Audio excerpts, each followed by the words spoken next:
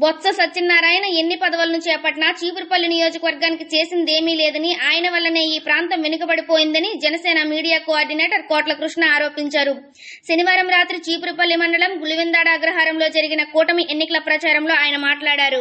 ఈ గ్రామంలో అధికార పార్టీ నేతలు చెరువులను కబ్జా చేస్తున్నారని అన్నారు.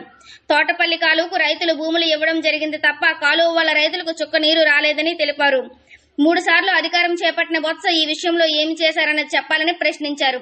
వైసీపీ పాలనలో యువతకు మేలు జరగలేదని, ఉపాధి అవకాశాలు లేవని అన్నారు.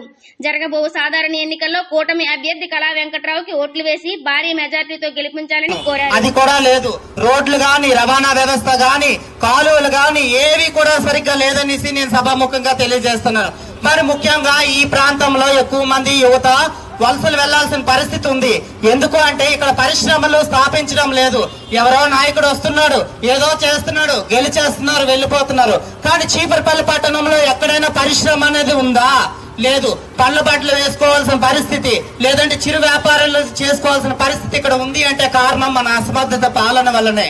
ఆ నాయకులు కనీసం ఈ అగ్రహార గ్రామాన్ని పట్టించుకోలేని పరిస్థితి.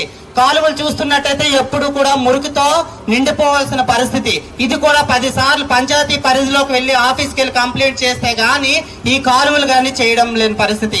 ఈ రోజు ఆడపిల్లకు పెళ్లి అయితే మనం భూమి అమ్మాల్సిన పరిస్థితి వస్తే కానీ ఆ భూమి అమ్మడానికి ఒక సర్టిఫికేట్ అనేది అవసరం. ఆ సర్టిఫికేట్ తీసుకోవాలంటే లంచాలమయం అయిపోయింది ఎంఆర్ఓ ఆఫీస్ మొత్తం కూడా. దాన్ని కూడా మీరు రూపుమాపాలంటే ఖచ్చితమైన ఎమ్మెల్యేని మీరు ఎదుర్కోవాల్సిన అవసరము, ఎన్నుకోవాల్సిన అవసరము ఉంది. ఆయన గద్దె దించాల్సిన అవసరము, మీరు అందరూ 13వ తేదీన ఓటు వేయాల్సిన అవసరము, 13వ తేదీన మీరు ఓటు వేయాల్సిన అవసరం ఉంది. మన రాతలు మారినా తల రాతలు మారట్లేదు. మనకు కావాల్సింది కూడు గూడు గుడ్డ కాదు.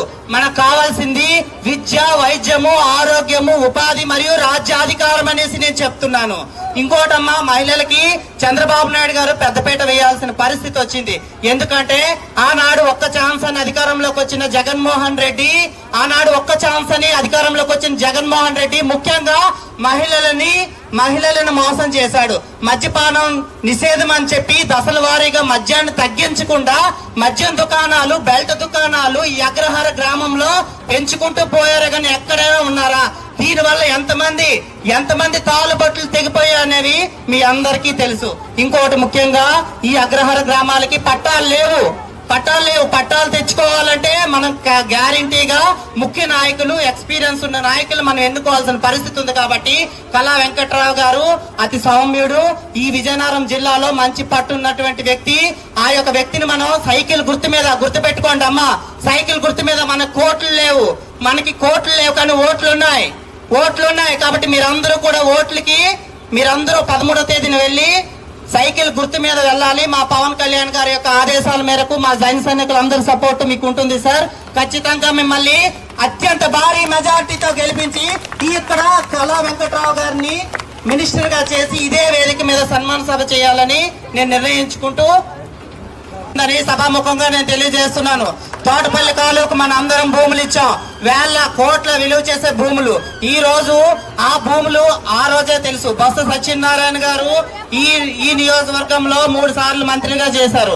కానీ ఈ రోజు కూడా ఆ భూములు ఇవ్వడం వల్ల, ఆ కాలువ వల్ల అగ్రహార గ్రామానికి ఎంత మాత్రమైన ఉపయోగం ఉందా అని నేను మిమ్మల్ని అడుగుతున్నాను. ఉపయోగం లేదు. 5 కోట్లు పెట్టుబడి పెడితే ఖచ్చితంగా ప్రతి ఇంటికి కూడా మంచినీటి కొళాయిలు వస్తాయి. డైరెక్ట్ గా ఇంట్లోకే వస్తాయి. కానీ ఎక్కడైనా ఉందా? ముందుగా మెట్ట కాలనీ ఉద్దేశానికి వెళ్తే అక్కడ జగనన్న కాలనీలు అని ఒక వీడియోల కోసం పబ్లిక్ వెబ్ యాప్ డౌన్లోడ్ చేసుకోండి.